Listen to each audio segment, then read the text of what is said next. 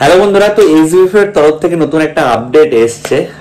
তো দেখলাম যে শাকিব খানের আপকামিং মুভি তাণ্ডব তাণ্ডব নিয়ে চারদিকে অনেক কথা হচ্ছিল, because the director Raihan Rafi, যিনি কিনা সুড়ঙ্গ, দিন তুফান এই ধরনের সিনেমা বানিয়েছেন, তো তার সাথে ওয়ান সেকেন্ড শাকিব খানের কোলাবোরেশন তো অলরেডি ডে ওয়ান থেকে এটা নিয়ে একটা ছিল আর কি।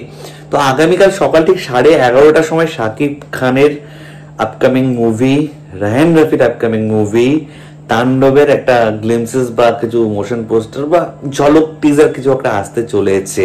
ফোরকাস্ট, তারা কিছু ফোরকাস্ট, তো সেখানে একটা লুক দিয়েছে শাকিব খানের, আমি থাম্বনেলেও অ্যাড করেছি, তোমরা চাইলে দেখতে পারো, চেক আউট করতে পারো। তো এর থেকে বোঝা যাচ্ছে যে তাণ্ডব তাণ্ডব করবে আর কি। এবং তার পাশাপাশি আমি আরেকটা জিনিস বলতে চাই যে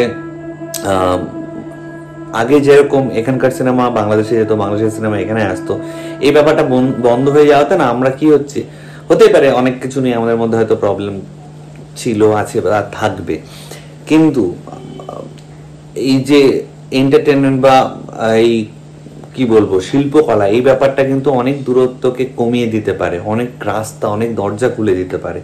এটা কিন্তু অনেক মানে শত্রুর মধ্যেও মিল করে দিতে পারে, অনেক মতের অমিলকে এক জায়গায় নিয়ে চলে আসতে পারে। তো সেই জায়গাটা মনে হয় আমার একটু হওয়া উচিত, কারণ শাকিব খান থেকে শুরু করে আরো যে অন্যান্য সিনেমাগুলো সেগুলো বাংলাদেশে রিলিজ করে আমরা এখানে দেখতে পাই না। এখানে যদি আমরা দেখতে পারতাম সত্যি খুব ভালো হতো, কারণ প্রচুর ভালো ভালো কাজ সেখানে হয়।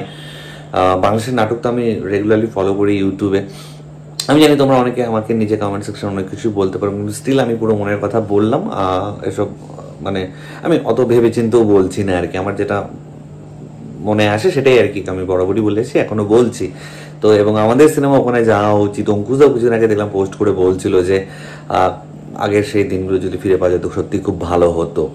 তো let's hope for the best. আগামীকাল 11:30টায় একটা ধামাকা আসতে চলেছে, সানডে আছে, একটা ভালো দিক যে আমি দেখে তাড়াতাড়ি ভিডিও বানাতে পারবো, নইলে আমার ভিডিও বানাতে পারতে জিনিসপত্র অনেক পুরনো হয়ে যায়। মুভিজের ক্ষেত্রে যেটা হয় যে যখন আমি দেখি তখন তো আমি রিভিউ করবো, তাই না? সেটা যদি প্রথম দিন দেখি প্রথম দিন, 10 দিন পরে দেখলে 10 দিন পরে, 1 মাস পরে দেখলে 1 মাস পরে, কিন্তু আমি যেদিন দেখবো দেখে সেদিন বা তার পরের দিনের মধ্যে আমি রিভিউ এনে দিই। একটু লেট হয় মাঝে মাঝে, অ্যাকচুয়ালি সরি ফর দ্যাট, কিন্তু আমি যেটা শুরু থেকে করেছি এখনো সেটা ফলো করি। মানে এখনো রিলিজ করছে বলে এখনই করে দিতে হবে, এটা করতে পারলে যারা করছে তারা সত্যি খুব ভালো করছে, অডিয়েন্সের কাছে তাদের ফিডব্যাকগুলো পৌঁছে দিচ্ছে, কিন্তু আমার পক্ষে সবসময় পসিবল হয় না। যখন পসিবল হয় তখন সেটা করি, কিন্তু যখনই দেখি আমি সেটা যদি ওটিটিতে আসে বা ওটিটিতে দেখি তখন কিন্তু আমি সেটা নিয়ে কথা বলি। ভিউজ অত পাই না, কিন্তু আমি ওইসব ভেবেও আমি ভিডিও বানাই না।